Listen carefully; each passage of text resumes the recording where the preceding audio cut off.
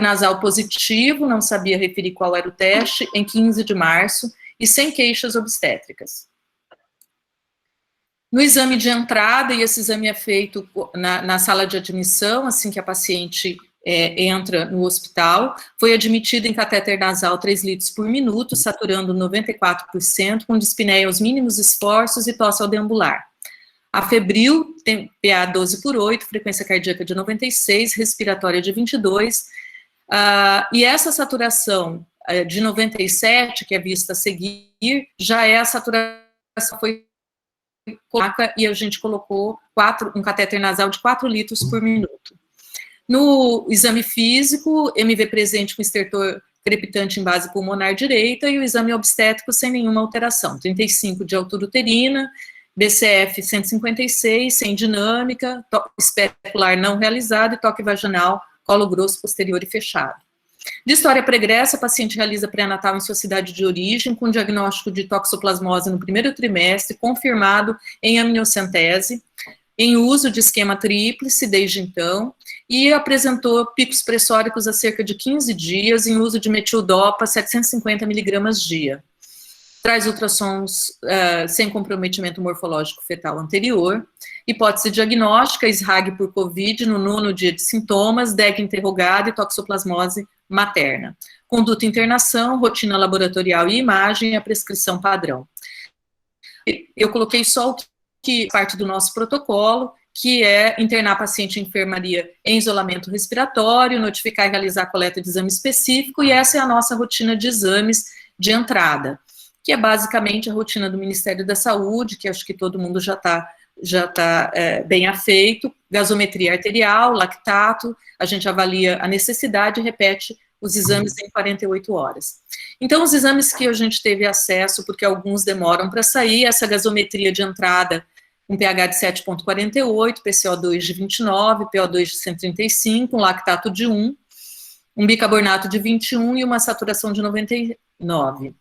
Creatinina boa, o PCR de 3,98, não tinha leucocitose, não tinha desvio, função hepática levemente alterada, relação proteína-creatinina, a gente quase não usa mais proteinúria de 24 horas, 0,18, dedímero, mas nós não vimos.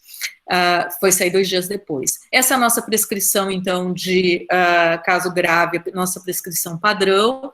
Nessa paciente, como ela já tinha diagnóstico de COVID, não foi entrado com Tamiflu, e foi colocado ceftriaxona. A gente mantém ceftriaxona em praticamente todas as pacientes ainda, desde a entrada, e a Dexa, como a paciente já tinha 34 semanas, a gente fez o esquema para fazer maturação pulmonar, então a gente fez uma dose um pouco mais alta que essa nos primeiros dias.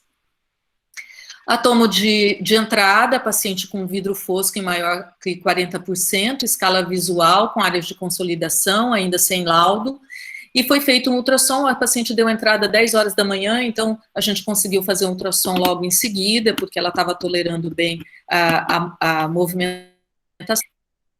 E nas áreas hiperecogênicas suscetíveis de placentite, um bebê num percentil alto. Então, foi essa ação que foi feita, só salientando que a gente usa também o Clexane, e nós fazemos no nosso serviço o Clexane baseado no peso da paciente, e a hidratação, nós fazemos 1.000 ml por dia, exames a cada 48 horas e a fisioterapia respiratória. Então, essa paciente deu entrada no dia 23, foi o primeiro dia de internação, essa evolução do segundo dia de internação, ela estava ainda no centro obstétrico, com piora da dispneia, antes ela não tinha dispneia para levantar e comer, ela piorou, o catéter estava com 5 litros, estava fazendo picos de pressão, e a gente aumentou a metildopa para 1 grama dia, a frequência respiratória dela estava de 26, a PCO2 dela de 29, PO2 de 135, mantendo praticamente os mesmos parâmetros do dia anterior, com aumento do catéter. E às 17 horas a gente até diminuiu o catéter por minuto e a paciente tolerando bem. No terceiro dia de sintomas, a paciente voltou a aumentar, a flutuar o catéter nasal para 4 litros, a gasometria dela a PO2 dela baixou um pouquinho, e esses exames do dia 24 e dia 25, eu não consegui localizar no prontuário de entrada, por isso que eu deixei ele interrogado. A gente foi encontrar esses exames só hoje pela manhã, que eles estavam meio perdidos lá no prontuário. Mas, enfim, à noite a paciente também deu uma pioradinha, aumentou o catéter nasal para 6 litros por minuto e foi mantida a prescrição de observação durante o dia. De manhã, no quarto dia, então, de internação, a paciente evoluiu com uma queda importante de saturação, isso foi às 8h30 da manhã, durante a visita, a frequência respiratória dela aumentou, a saturação baixou para 80%, os estertores criptantes pioraram na ausculta, e aí foi iniciado máscara não reinalatória com 15 litros por minuto, e já teve uma melhora importante da saturação logo em seguida. A gasometria, então, um PO2 de 59 nesse momento, após a colocação da máscara, e mantivemos, então, a paciente a partir de então, com ausculto intermitente, foi solicitado a prona espontânea da paciente, a gente tem conseguido estimular bastante as pacientes acordadas, fazer prona, e foi solicitado a vaga em UTI. Perdão. Ela foi transferida para o CTI no final do dia, essa evolução começou, esse mal-estar da paciente começou por volta das 8 da manhã, e aí até que se faz todos esses cuidados já era meio-dia, a vaga com transferência de leito foi por volta das 17 horas, ela estava com máscara não reinalante com 13 litros, mantendo até 15 no plantão noturno, e voltou a fazer febre. Essa paciente, ela não tinha apresentado nenhum pico de febre até então, só tinha febre relatada, e ela apresentou 37,8, e ainda no CTI com prona espontânea. No dia seguinte, então, a paciente mantinha-se estável, a pressão e temperatura, um balanço hídrico negativo, mas um PCR em alta. Foi um bom dia para ela esse. Durante o plantão noturno, ela apresentou, então, na avaliação do obstetra, uma cardiotoco não tranquilizadora, ela fez uma taquicardia fetal sustentada, e ela já estava nesse momento com 34 semanas, não havia nenhum motivo para essa taquicardia, ela não tinha febre, não havia descompensação, ela estava bem oxigenada, então o plantão optou por interrupção da gestação por indicação fetal. O parto foi realizado às 21 horas, sob anestesia geral, porque ela tinha tido o último Clexane a menos de 12 horas, o parto foi sem intercorrências, o peso fetal 2.525, um Apgar de 7,9, e a mãe retorna, ela conseguiu ser estubada tranquilamente, retornou ao CTI no POI sob máscara reinalante novamente. No sexto dia, então, isso foi à noite, no dia seguinte pela manhã, a paciente mantinha-se em máscara, a gasometria estava boa, um lactato começando a fazer um pouquinho mais de alteração, mas e aí ela estava com balanço hídrico positivo nesse momento de 1.000 ml, 1.100. E foi mantido a conduta, e aí, então, durante a virada desse dia, ela teve uma piora do padrão respiratório, então, na verdade, no primeiro PO, ela teve uma piora do padrão respiratório, agora no dia 29, com esforço, gemente, sem tolerar a máscara, e foi optado por intubação. Nesse momento, na fechada do CTI, ela tinha um balanço hídrico positivo de 2.028, com função renal preservada, afebril.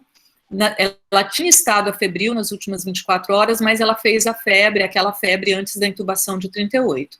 Foi, então, optado por ampliar o antibiótico, até então ela estava no 7º dia de ceftriaxona, foi substituído para meropenem e linezolida, e foram colhidos as culturas, e a gasometria antes da intubação era essa.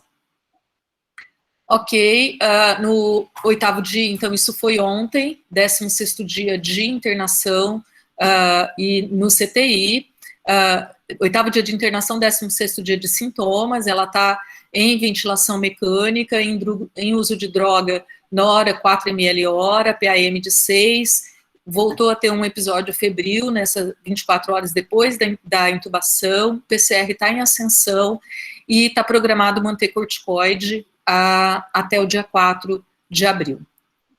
E aí, o que eu queria, entre outras coisas, discutir com vocês, que foram as dúvidas que ficaram na equipe, é se o momento da interrupção pode ter piorado os fatores maternos, se o balanço hídrico positivo pode ter piorado o padrão respiratório, e se a recidiva da febre com ampliação do antibiótico pode ser uma endometrite, apesar do útero estar contraído, ela não tem nenhum lóquio sanguinolento, a ferida está de bom aspecto, e se a toxoplasmose e a doença hipertensiva podem ter influenciado os fatores fetais. Busquei ser bem rápida para a gente ter mais tempo para discutir tudo isso. Muito bem. Muito obrigado, professora Vanessa, pela exposição e pela apresentação de um quadro tão interessante. Aqui eu não sei como está composto o nosso público. Nós estamos num público composto por gestores, por médicos da assistência primária. Quem que nós temos na nossa sala para a gente começar a nossa conversa aqui? Residentes, já estou vendo aqui, residentes da maternidade. Temos, então, pessoas que participam da assistência primária, né? Então, eu acho que é um assunto muito importante aqui. Primeiro eu queria lhe perguntar, doutora Vanessa, temos também enfermeiros da atenção primária, bem-vindos, se essa paciente tinha algum fator de risco para evolução desfavorável da COVID. Ela, além da pré-eclâmpsia, ela era obesa, ela tinha problema respiratório, ela tinha algum outro fator de risco? Não, o IMC dela é de 30, né? Ela é um sobrepeso, mas ela não tinha nenhum antecedente de hipertensão, diabetes, um pré-natal muito bem feito, uma paciente que tem muitas consultas, um ganho de peso adequado, todos os exames dentro dos parâmetros normais. Muito bem. Então, o primeiro ponto que eu queria tocar aqui é que, embora pacientes que são obesas, pacientes que têm mais idade, pacientes que são hipertensas e que têm problemas respiratórios, são um grupo que tem particularmente propensão à evolução desfavorável, o terceiro trimestre em si, ou seja, a partir de 24 semanas, é um fator de risco para a evolução desfavorável. Então, eu acho que esse é um conceito que é importante para todos nós. A segunda coisa que eu queria ponderar era o momento da transferência. Acho que no seu primeiro ou seu segundo slide, doutora, a senhora nos colocou uma palavra vaga zero, qual é o termo que a senhora utilizou? Vaga zero. O que é uma... Explique um pouquinho para nós o que é esse vaga zero. O vaga zero é quando a paciente... Na verdade, eles já estavam tentando essa vaga já há 2 dias, por sintomas respiratórios, mas sem uso de catéter. E aí, ela começou a usar, essa cidade fica em torno de 300 quilômetros de Campo Grande, eles tentaram, os serviços estavam todos sem vaga, e aí eles mandam, apesar da ausência de vaga, quando é risco materno de morte, eles mandam independente da vaga. Então, eu achei muito interessante esse aspecto, porque vejam vocês que esta paciente chegou de um nível de assistência primária, assistência básica, para um hospital de assistência terciária no 9º dia de evolução e no momento em que ela estava precisando de oxigênio. E esse é exatamente o momento adequado para se fazer uma transferência. Ou seja, não deve se esperar que a paciente esteja em insuficiência respiratória e precisando de UTI para que ocorra a transferência. Essa paciente chegou no 9º dia e, como esperado, entre o 7º e o 10º dia, essa paciente começou a ter uma escalada de piora até ficar gravíssima. Então, acho que a pessoa que a referenciou fez muito bem, E a lei que diz que mesmo não tendo vaga tem que ser transferida, funcionou. Porque se essa paciente está em altíssimo risco num centro terciário, qual seria o seu prognóstico num centro de atenção primária? Então, esse é um assunto que eu acho que eu queria ponderar com vocês. Vou ver se tem alguém que quer fazer um comentário a respeito, ou quer colocar algum outro ponto, para não ficar eu falando sozinho também.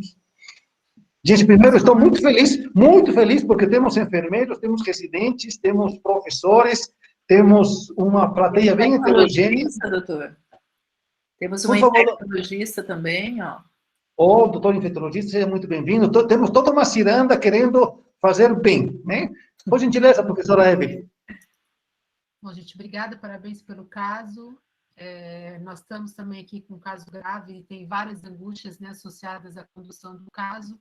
Bom, uma das perguntas que eu ia fazer era justamente do peso, né, e pelo que você falou, acho que inicialmente, se a gente retrocedesse lá no primeiro, segundo dia de sintoma, talvez ninguém achasse que essa mulher fosse piorar, porque ela não era tão obesa, ela não era diabética, ela era jovem, mas, como o Zaconeta falou, o terceiro trimestre é já um fator de risco. É óbvio que nós estamos todos pressionados pelo número de leitos, né, pelo número de lugares, mas tendo lugar, assim, eu não estou economizando muito internação de paciente no terceiro trimestre, porque a gente não sabe realmente como vai acontecer nos próximos dias, né? Ela estava internada no outro serviço, ela não chegou no dia da transferência, é isso? Não, ela estava internada. Uhum. É porque essa cidade ela tem um hospital pequeno, então ela estava lá internada e tentando transferência. Eu acho que nesse momento, naquele primeiro exame, quem atendeu lá e quem atendeu aí, vale a pena a gente utilizar o score de alerta modificado, né, o MEONS, principalmente quem atendeu lá 2 dias atrás, para ver se ela tem score de alerta grave. Então, se a paciente tiver 1 grave ou 2 moderados, é para a gente ficar atento. Taquicardia, taquipneia, dessaturação. Deixa eu só colar aqui, porque...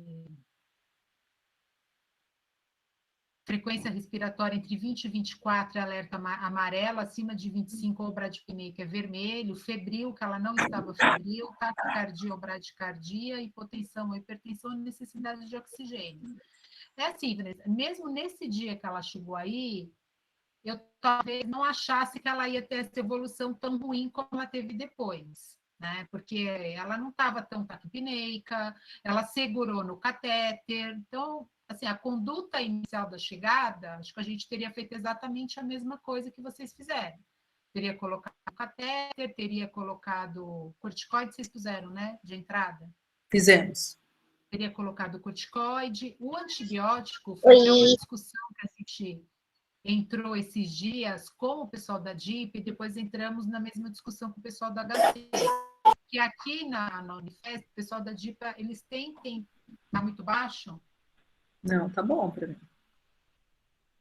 Tá bom o áudio, gente, ou tá baixo? Tá bom. Bom, acho que uma outra pessoa só que está ouvindo baixo.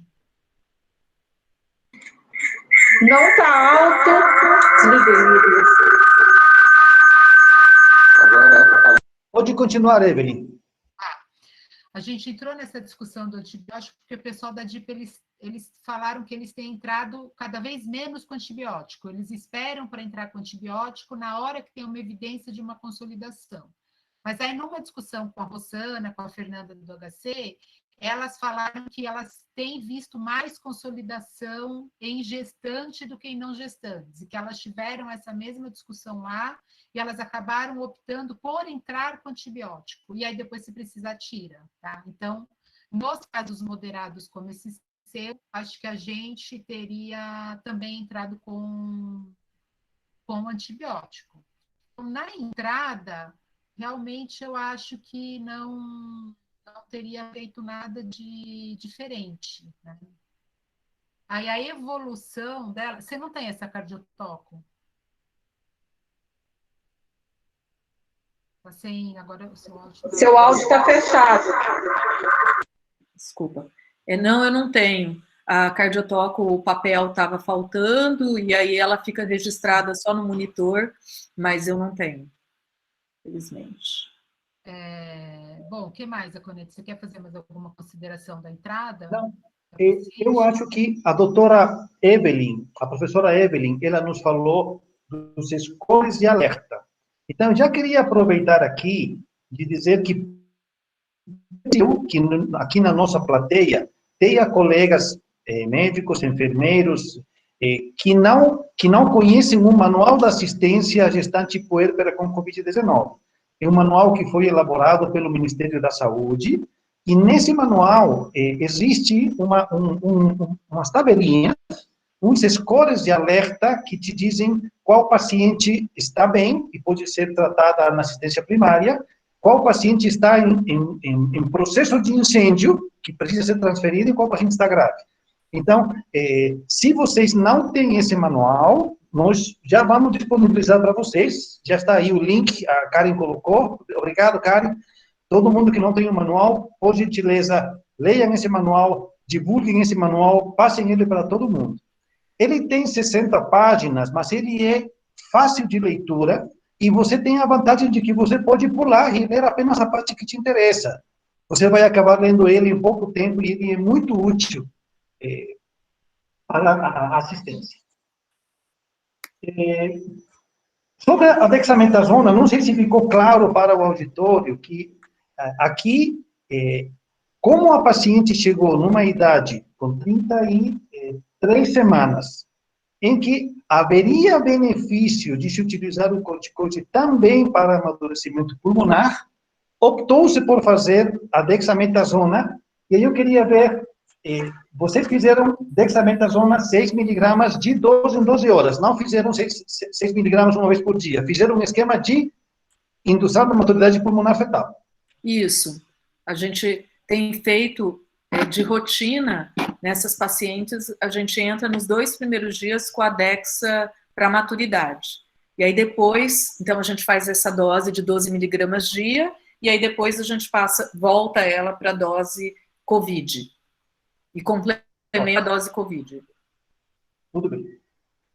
Acho que do oseltamivir, a doutora, a professora nos explicou, né, a professora Vanessa, mas é importante aqui reforçar para o auditório, não foi feito, neste caso, o oseltamivir, porque a paciente já tinha mais de 48 horas de evolução, e porque ela já tinha um PCR indicando o agente causal.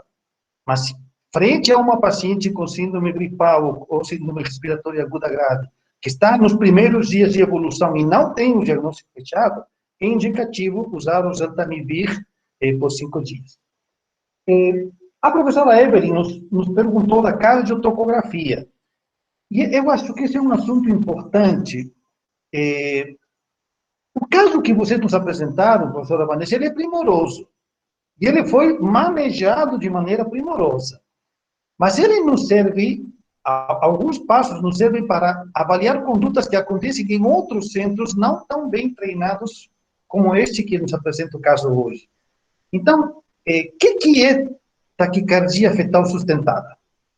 Ou seja, quando um feto que está taquicárdico nos autoriza a fazer a interrupção da gravidez? Olha que pergunta complexa. Acho que aqui todos somos obstetras, né? Para que vocês terem uma ideia, no protocolo de avaliação da vitalidade fetal intraparto do Canadá, eles caracterizam sofrimento fetal ou necessidade de conduta quando você tem mais de 80 minutos de taquicardia sustentada. E isso pode nos parecer excessivo, mas eu acho que a gente ter um parâmetro, pelo menos, nos impede aquela interrupção intempestiva. Aqui temos profissionais de todos os postos, digamos, e estamos tendo um pouco de dificuldades de dizer o que é taquicardia fetal sustentada. Então, acho que, na dúvida, tem que esperar um pouco para não tomar uma conduta intempestiva, porque está relativamente bem definido que a interrupção da gravidez, ela tem uma tendência a piorar o pronóstico materno nos próximos dias. Não sei se alguém quer fazer algum comentário a respeito disso, doutora Vanessa, doutora Evelyn. Posso falar, Zaconeta? Então, gente, até semana passada teve a Sugimig e tal, a Fernanda fez um comentário que é assim, quando resolver, né, a pergunta de $1 milhão, né, e a resposta de 100, porque ninguém tem essa resposta. E a hora que você está, lógico, se você estivesse na mesma situação, com a mesma paciente, com o feto de 24 semanas, você não teria essa angústia, você teria certeza absoluta que você não ia fazer nada. Talvez se você tivesse com 24, 27, 28 semanas, também você falou, ó, não vou fazer nada, vou deixar quieto. Mas a hora que você já está com o feto viável e a paciente começa a piorar parâmetro, porque assim, Vanessa, realmente, né, a gente olhando o caso ponto, a gente vê que ela piorou depois do parto, mas ela já tinha piorado antes. Ela foi segurada no oxigênio uns 2 dias, não me lembro exatamente, e apesar de não ter sido feita nenhuma intervenção cirúrgica, ela piorou parâmetro. Se a gente voltar às gasos que você mostrou, a gaso dela piorou. Então, ela não está segurando no catéter, ela não segurou na máscara. Ninguém tem uma bola de cristal para saber se dali 2 dias ela vai segurar na máscara e voltar para o catéter ou se ela vai precisar do tubo. Infelizmente, a gente não tem. Então, é óbvio que quando você já está com feto viável e você tem os parâmetros maternos instáveis, mesmo que ela ainda não estivesse entubada, a gente fica muito inseguro mesmo, né? A taquicardia, a indicação fetal, infelizmente, por uma questão prática, não teve o traçado cardiográfico, acho que talvez, no máximo, eu faria como o Zaconeto falou, eu acho que eu falo, vamos, é aquela coisa da cardiotoco categoria 2, que você não sabe exatamente o que aquilo significa, e talvez eu ficasse aí mais um pouco sentindo a situação, né? Mas não que ela seja fácil. A semana passada a gente teve um caso parecido, que vai até para a reunião de amanhã, que a gente, eram quase 35 semanas, a gente indicou operar quando foi indicada a intubação orotraqueal. Não foi uma indicação fetal, o feto estava ótimo, ia para o tubo, a gente, vamos resolver. Bom, aí, agora, obviamente, a paciente está igual a sua, né? Está com droga, está com ventilação. Aí, lógico, você submete uma paciente que não está bem a um estresse cirúrgico, mas ela também já tinha piorado o parâmetro antes. E até que ponto a gente também tem condição de segurar a avaliação desse bem-estar fetal? Que segurança eu tenho onde eu estou, para ter certeza que eu vou fazer uma monitorização contínua. Então, acho que tudo isso tem que ser levado em consideração. Igual no HC mesmo que eles discutem, eles têm uma UTI que tem um obstetra e um clínico junto, diferente de onde eu estou, que eu tenho. Então, assim, se eu tiver que entubar, esperar, sei lá, horas, o transporte, a mulher piorou. Então, a decisão, eu fico curiosa com a cardiotoco, porque essa taquicardia realmente é uma situação em que a gente não sabe para que lado vai, mas eu acho que a decisão da resolução é muito difícil, né? É difícil para todo mundo, né, gente? Inclusive, se a gente for estudar, não tem nenhum lugar escrito, você tem que resolver a partir de tantas semanas com X parâmetros. Não existe isso, né? Agora, assim, aquilo que eu volto a falar, e eu tenho muito falado para os residentes. Às vezes o residente liga, eu não tenho parâmetros tão graves de internação, não tenho uma comorbidade, mas se der, eu interno na enfermaria, porque depois piora.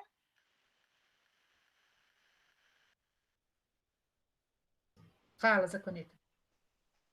Não, essa paciente realmente tinha o agravante de que era uma paciente com pré-eclâmpsia, né? Então, e que a despeito do uso de metildopa, ela estava com a pressão não tão bem controlada, embora estável. Então, realmente, imaginamos que o momento da decisão de manter essa gravidez tenha sido realmente difícil.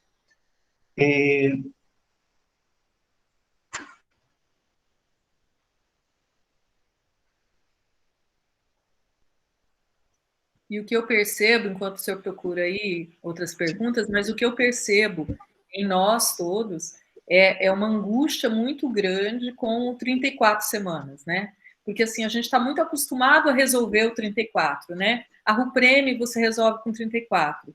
A DEG você resolve com 34, se ela ficar grave. Então, assim, por que eu não vou resolver o COVID com 34? Então, se eu tiver um motivo, eu resolvo. Então, eu percebo isso, assim, que é mais difícil a gente manter esse feto, porque tudo tá bom para eu resolver. E eu acho que talvez fique bem isso, assim, qual que é o quanto a mãe vai piorar, porque eu estou pensando no feto, né, de manter esse feto lá dentro, enquanto eu tenho medo de perder o feto quando ele está dentro da mãe depois de 34 semanas, mas eu vejo hoje que eu tenho medo de perder a mãe depois que eu faço a cesárea do feto de 34 semanas.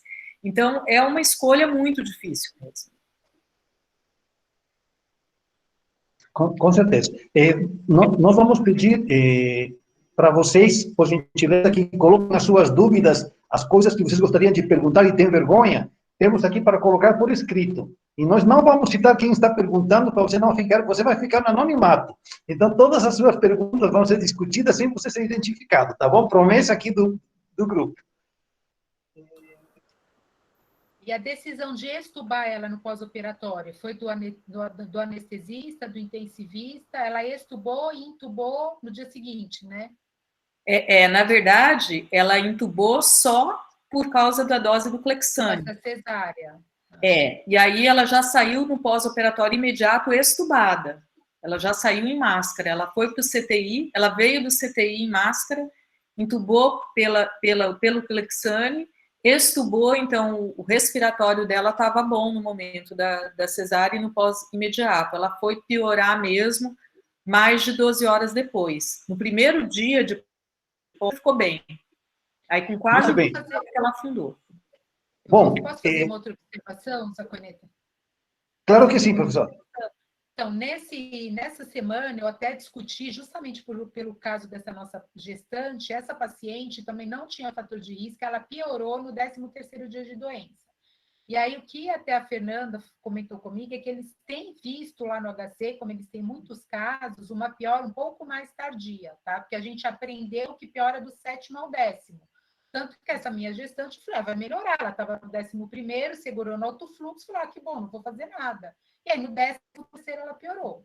E então, me chamou a atenção, eu estou com uma outra internada também, que estava ótima, eu ia dar alta, e hoje foi para oxigênio, já praticamente no 10º, quando já era para estar melhorando. Então, talvez seja uma observação clínica que ela vai demorar um pouquinho mais para chegar, mas que talvez daqui a um tempo a gente tenha, tá? Eu acho que a gente tem que ficar atento com isso. Eu ia falar uma outra coisa, agora esqueci o que é. Mas é isso que eu falo. Muito bem. Gente, para a alegria nossa, nosso chat está começando a bombar, como estamos começando a ter perguntas. E temos uma aqui. Em Mato Grosso do Sul, estamos tendo óbito materno por Covid em puérperas.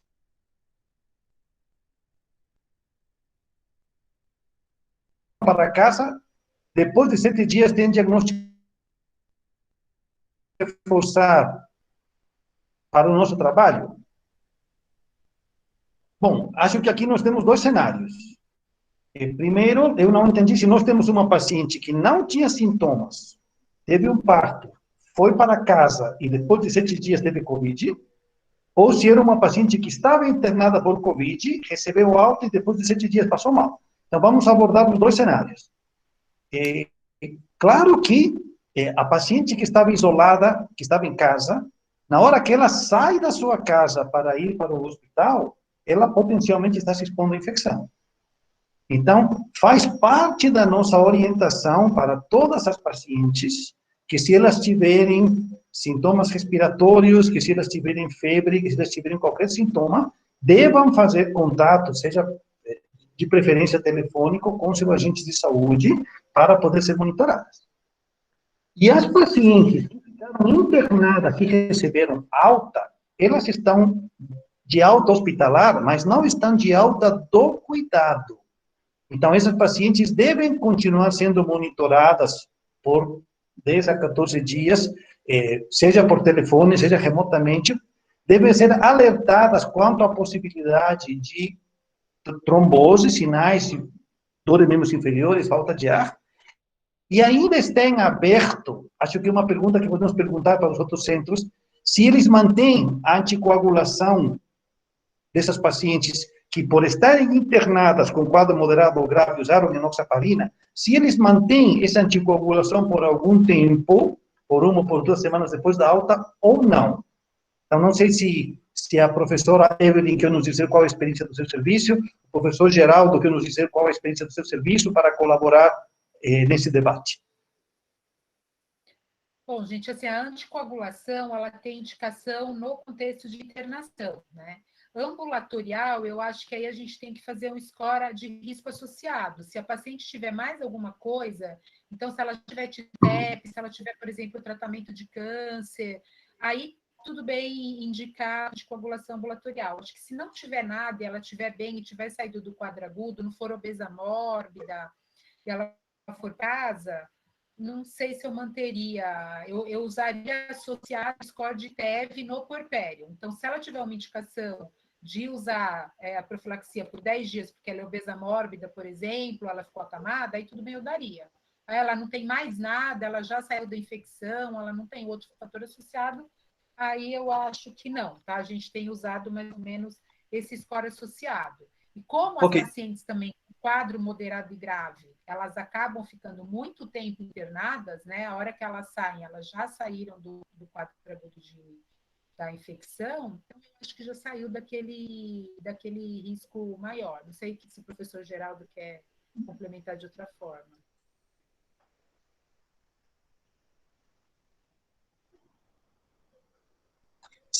Seu som está fechado, professor.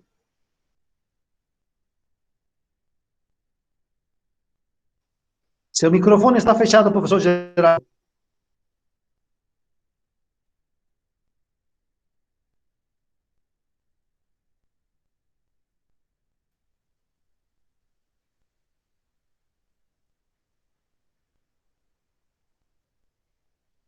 Enquanto ele tenta, eu vou só falar um pouquinho desses casos que a Hilda comentou. Eu acho que... Sim, eu acho que quem está gerenciando a sala pode ativar o som dele. Eu só consigo desbloquear o som, não consigo ativar. Então, desbloqueia.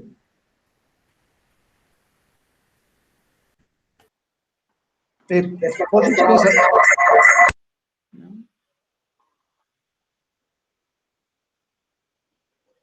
Então, enquanto desbloqueia, a senhora quer falar, doutora Vanessa? Então, essas pacientes, uma paciente, a nossa primeira morte materna por Covid, foi uma paciente que a gente fez, era uma gemelar de 29 semanas, que a gente fez ano passado, a cesárea por Covid, era uma paciente que ficou bem grave, ela foi reabilitada, foi para casa, e ela, com 40 dias pós-parto, ela fez um quadro suspeito de TEP, eu acho que ela ainda não foi estudada ainda no comitê municipal, porque ela, na verdade, ela teve uma dor súbita em casa e chegou no hospital e já foi a óbito logo em seguida. E a gente teve um óbito de uma paciente do interior, que também faleceu, essa faleceu no regional, semana retrasada, uma paciente que fez cesárea também numa cidade do interior, e ela apresentou sintomas de Covid no terceiro dia de pós-cesárea, a cesárea dela não teve nada a ver, foi uma cesárea eletiva, por outro motivo, e ela chegou no regional em máscara, chegou em catéter, evoluiu em 12 horas, e na intubação ela fez uma parada e não voltou. E a gente teve um óbito recente, na segunda-feira, de domingo para segunda, de uma paciente que, essa não, ela fez... Era uma paciente com 37 semanas, que evoluiu com um quadro grave de Covid, foi feita a cesárea dela por causa do quadro respiratório, e ela faleceu no quase 30º dia, 26º, 27º dia de pós-operatório, mas em sequela do Covid. Então, são pacientes que já tinham, exceto essa, que foi muito rápido, elas tinham o Covid e operaram na vigência do Covid e foram a óbito no puerpério. Doutor Geraldo, conseguiu? Eu saí e voltei. Agora ele me obedeceu. Gente, às vezes o computador não anda do jeito. Mas inicialmente eu cumprimentei quando cheguei e eu vi que mudou o cenário. Nós temos mais pessoas. Eu não quero ser grosseiro, quero cumprimentá-los a todos, levar o meu abraço para os irmãos do Mato Grosso do Sul, parabenizar a Vanessa, não só pelo caso, mas pela administração da situação que você tem feito. Você está conhecida, é exemplar, então isso nós temos que valorizar.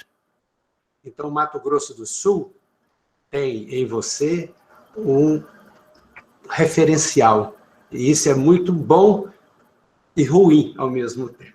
É bom porque você sabe que vai fazer o bem, e ruim pela responsabilidade.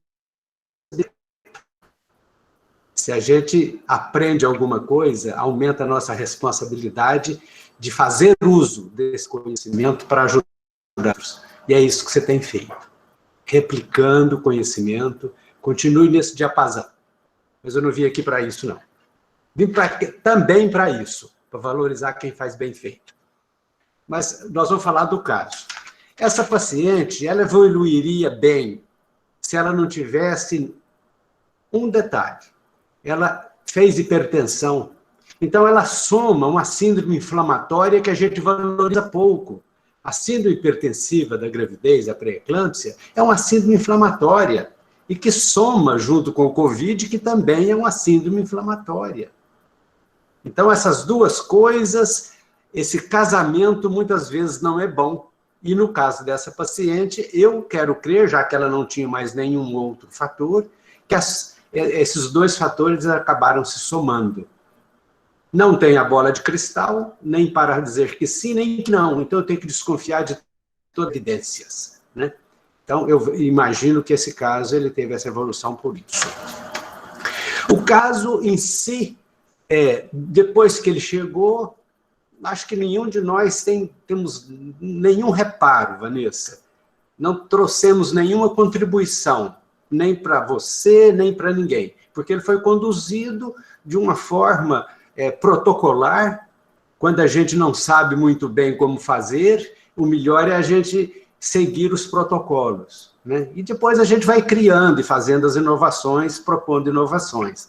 Mas enquanto nós estamos todos neste barco, de que a gente não sabe bem para onde a gente vai remar, é melhor que a gente reme juntos, dentro de protocolos, né? Eu queria mudar para Brasília. Sabe por quê? Porque eu acho que todos nós aqui, nós conhecemos muito bem a vaga zero, e é o nosso né? Nosso pesadelo é a vaga zero. E o Zaconeta não sofre desse pesadelo, né? Que bom, Zaconeta. Eu quero mudar para Brasília para viver sem vaga zero. Eu afianço para vocês que eu tenho muito mais hoje internado aqui comigo, mais vaga zero do que o regular. Mais vaga zero. É vaga zero para a região inteira. Então, e a questão que a gente fala, quem não conhece, né? Quando a gente fala, sai fora do país, fala em vaga zero, o povo quer rir da gente, né? Mas engraçado é que é apoiado, do Ministério da Saúde reconhece como legal, né? Então não há como, serviços públicos, não tem como negar. Então é aquele negócio que se vire nos 30, estou mandando, né? E você, e nós, e a gente tem que se virar realmente. Muitas vezes sem condições, né? Mas a vaga zero é isso, então. Eu quero falar do puerpério. Na chegada. Eu tenho a impressão que depois você podia falar para nós, Vanessa, para todos nós, como é que é a sua triagem na chegada a paciente.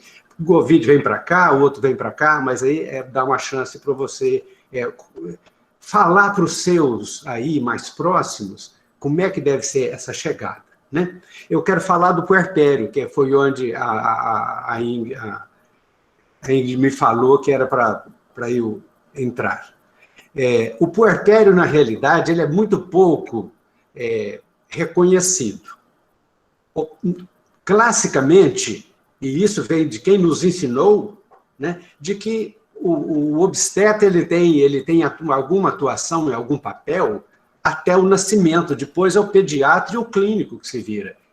Errado, muito errado. O paciente é de nossa responsabilidade. É a nossa responsabilidade. Então, o puerpério é do obstetra, né? Essa situação, nós é que temos que manobrar. Somos nós que sabemos que essa paciente continua sob risco. Se nós aprendemos no 4º ano de medicina que a paciente desenvolve, a grávida, ela está num fenômeno no estado de hipercoagulabilidade, e que piora no puerpério, os fenômenos tromboembólicos são mais frequentes no puerpério, como é que eu vou esquecer o puerpério? Então, o puerpério é extremamente importante. Por que a gente levanta rápido a paciente? Por que os nossos avós morreram de tromboembolismo? Ficava 3 dias internado no tal do resguardo, banho era 10 dias, 14 dias, e morriam de fenômenos tromboembólicos. Até que se desconfiaram, que descobriram que era por isso. Então, essa paciente, ela tem que ter cuidado. Foi o Zacconeta que falou. Nós temos a responsabilidade de fazer o cuidado com essa paciente. O cuidado, telemedicina, remotamente, de qualquer maneira, com a telemedicina ou com o Zap, que seja, com o recurso que tiver. Mas não dá para você pegar essa paciente 300 quilômetros de distância, no puerpério dela, que se Deus quiser vai dar alta para ela boa, e mandar ela embora. Você vai ter que arranjar uma casa de um shelter para ela, uma casa de repouso, parente, ou mesmo ficar no hospital um tempo maior. Não dá para você mandar para 300 quilômetros sem saber como é que vai ser esse cuidado. Então, puerpério é venenoso. Puerpério é venenoso. E a gente tem muito medo do puerpério. Pacientes moderados, de doença moderada ou grave, ela vai embora e toma 14 dias de coagulante. Naquela que não teve nada, naquela que teve uma evolução, não teve nada não, que teve uma evolução que nós classificamos como leve, essa vai embora sem nada. Mas se ela fez moderado ou grave, ela vai com anticoagulante durante 10 dias. Nós temos muito medo. De todas as casos que nós tivemos aqui, todas elas morreram no puerpério. Morreram no puerpério porque interrompeu a gestação, por um motivo ou outro, mas morreram no puerpério. Né? Então, puerpério, a gente acha que é realmente muito, muito, muito interessante. A anticoagulação, então, talvez quem está me vendo falar pode dizer assim, nossa, aquele senhor lá, aquele velhinho lá, ele dá anticoagulante para todo mundo. De jeito nenhum. É paciente de moderada e grave, e nós não podemos ser tensionistas de uma situação como foi no passado, como foi tempo atrás, às vezes, acho que até em alguns locais ainda existe, a paciente com síndrome de anticorpo antifosfolipídico, de que dá o anticoagulante, não tem nada para fazer, eu vou fazer o anticoagulante. Errado. Para essa paciente COVID também, errado. Existem indicações para se fazer.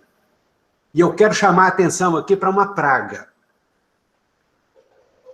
Uma praga e uma coisa boa. Nada é sempre tão ruim e sempre bom. Né? O dedímero. O dedímero, se não tem indicação de pedir, que é o caso leve, não peça. Não peça porque ele vai dar, ele dobra, né, meio, passou para 1,5, o doutor já quer fazer. E se o doutor não faz, tem a pressão do paciente que já leu na internet e quer fazer a anticoagulação. Então, é ruim. O dedímero, ele tem uma função que é prognóstico. Prognóstico.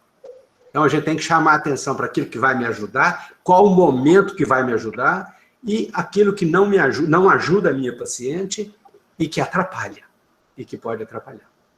Então, com esses comentários, eu espero ter colaborado com alguma coisa, porque você foi tão completa, Vanessa, que não sobrou muita coisa. Eu estou vendo a dificuldade que tem para a gente arranjar algo para poder realmente ajudar quem aplicou esse tempo para vir aqui, ver a discussão desse caso, né? E, de repente, não precisava da gente, só você dava conta de coordenar todos eles. Né? Muito obrigado. Professor Geraldo, muito obrigado por partilhar a sua sabedoria conosco. Nós estamos nos minutos finais, mas nós temos 3 perguntas que são a mesma, e são da atenção básica, então eu acho importante que a gente responda. Sou enfermeira da UBS, da Zona Rural de Porto Velho, gostaria de saber qual é o manejo para gestantes com sintomas leves na atenção primária. Outro colega pergunta, como podemos atender na atenção primária para evitar que a gestante piore? E outro pergunta, quais são os medicamentos que devemos usar na fase inicial da COVID-19? Então, vejam que as 3 perguntas podem ser respondidas numa única abordagem. Então, para pacientes, gente, que têm sintomas leves, ou seja, que a paciente que tem síndrome gripal, que tem anosmia, ageusia, coriza, febre, tosse, que não tem falta de ar, se você tiver disponível, você deve colher o RT-PCR entre o 4º e o 7º dia de sintomas. E não precisa fazer outros exames laboratoriais para paciente com quadro leve. Então, para esta paciente, se ela está nas primeiras 48 horas de sintomas, deve ser prescrito oseltamivir, tá? E medidas de suporte, repouso, hidratação, ela pode usar analgésicos, pode utilizar paracetamol, tudo bem? E isolamento. E esta paciente, ela deve ser monitorizada a cada 48 horas por 14 dias, sendo que entre o 7º e o 10º dia, que é quando tem maior risco, ela deve ser monitorizada diariamente. Então, esse é o manejo dos quadros leves. Deve-se dar por escrito para a paciente quais são as circunstâncias em que ela deve procurar atendimento presencial, quais são os sinais de agravamento, se ela tiver febre persistente, se ela tiver febre e tosse persistentes, ou tiver febre ou tosse associados a mal-estar geral, a prostração, ou se tiver falta de ar, ela deve procurar assistência. Não existe, neste momento, não existe nenhum tratamento específico para o SARS-CoV-2. Então, o tratamento, ele é sintomático. E também, quero dizer aqui, eu coloquei aqui no grupo um e-mail, o e-mail do grupo de trabalho, em que nós, mesmo terminada esta aula, e a qualquer dia, a qualquer hora, vocês podem enviar as suas perguntas, que o grupo de trabalho terá muito prazer em responder todas elas. Professora Evelyn, não sei se a senhora gostaria de fazer algum comentário, beleza? Não, isso mesmo, Zaconita, conduziu muito bem. Só, assim, finalizar com 2 colocações que a Vanessa colocou na discussão sobre o balanço hídrico, né? Eu também não tenho muita experiência em manejo do balanço hídrico, mas eu acho que talvez conversar com o intensivista de manter um balanço hídrico negativo na hora que ela começou a piorar. E a endometrite, eu acho que não é. Pelo que você descreveu, eu acho que não tem nada a ver, isso aí deve ser pulmonar mesmo. Nossa paciente também não teve febre, a cesárea foi tranquila, depois começou febre, um monte de tipo de antibiótico, hemocultura correndo, e aí não tem jeito, tá? E é isso, gente, eu acho que o caso foi angustiante, né? A gente vê ainda mais essas descrições, né? Que uma morreu no 40º dia, você até esqueceu da mulher, ela morreu com gêmeos. Assim, até que ponto que foi isso, outros fatores associados ou não, mas está ótimo. Alberto, eu posso fazer um comentário, segundos? Professor, eu vou lhe pedir para o senhor fazer um comentário e para o senhor fechar, porque vai ser uma honra para todos nós. Nossa, é tarde. É o seguinte, não tem muito a ver com o caso, mas tem muito a ver com o caso. Eu gostaria de partilhar com vocês o poder do SUS. O SUS, vilipendiado, desvalorizado, ele veio nessa pandemia mostrar o seu valor. E eu me sinto resgatado com a atuação das equipes de saúde, né? Da rede básica até ao terciário mais diferenciado, o papel do SUS. A presença do SUS. Todas as suas dificuldades, pessoas que falam mal do SUS e que muitas vezes agora se valem do SUS, com todas as suas dificuldades, fragilidades, e numa fragilidade que pode ser a fragilidade que eu enxergo, mas ele mostrou toda a sua pujança na hora de enfrentar a situação. Se nós não tivéssemos o SUS com essa possibilidade e a nossa disposição de todas as equipes de saúde de enfrentar essas dificuldades para tentar colocar no eixo, seria muito pior. Seria muito pior.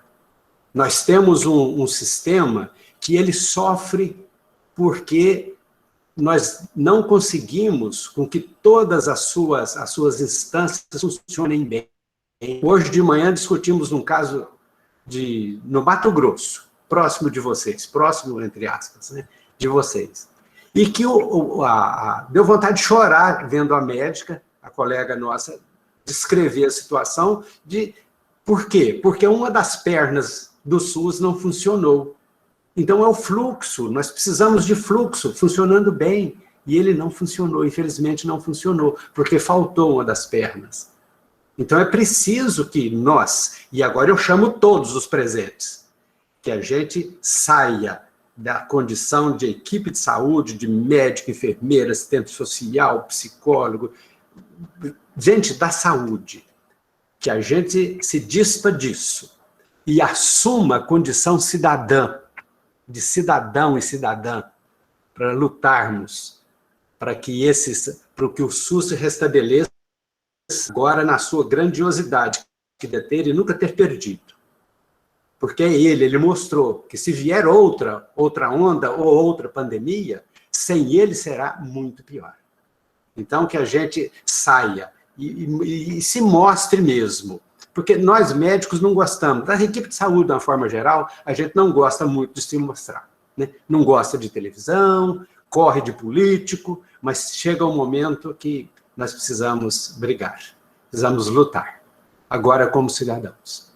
Né? Porque, falei de manhã e repito agora, a grávida não tem movimento social. Vai acontecer isso com o pessoal do HIV, por exemplo, que é um grupo extremamente ativo, tem um movimento social forte, vai para frente do Palácio do Governo, bate panela, bate frigideira, faz barulho e consegue retroviral. Consegue as precisas. Tem que aplaudir. E a grávida não tem movimento social, o movimento social da grávida somos nós. Então, somos nós, a nossa responsabilidade. A situação nos chama para a nossa atuação extra-hospital, nossa situação extra-unidade básica de saúde. Talvez a rua nos chame, talvez o movimento político nos chame. Talvez, se nós não atuarmos hoje, amanhã a gente não estará vivo, não teremos onde sejamos atendidos, se a gente esperar muito.